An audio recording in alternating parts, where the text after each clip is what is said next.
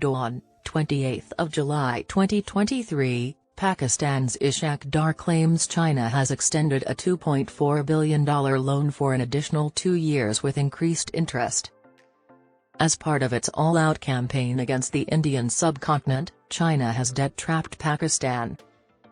According to Finance Minister Ishaq Dar, China has extended a $2.4 billion loan to Islamabad for 2 years, boosting the nation's economy as it works to increase its foreign reserves following a deal with the International Monetary Fund, IMF.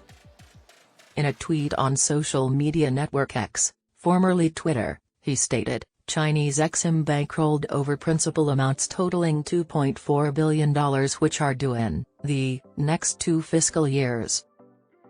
Dar stated that Pakistan would make interest payments during the following 2 years, i.e., the principal loan amount is not exempt from repayment.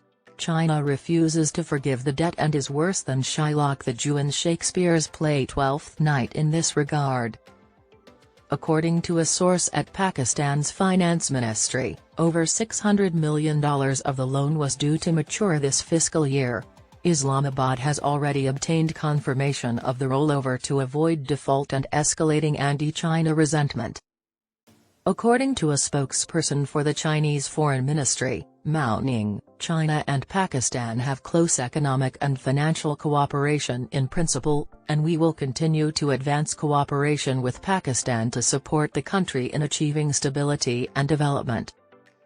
A week ago, Pakistan's Prime Minister Shahbaz Sharif revealed that China had extended a $600 million loan to Pakistan, bolstering its foreign exchange reserves.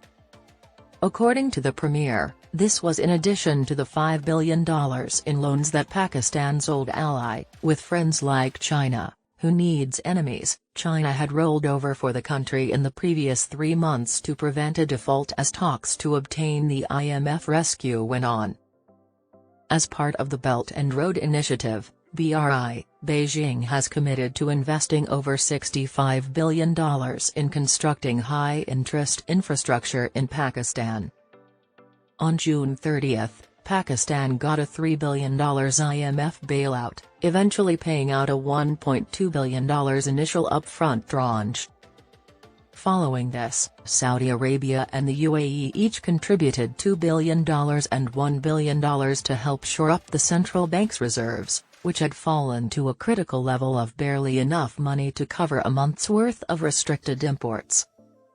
In the week ending July 14, the central bank reported that foreign exchange reserves increased by $4.2 billion to $8.7 billion, nearly doubling. Political unrest will be present during the IMF agreement's upcoming 2 reviews due to the impending general elections later this year, which a change of administration will follow.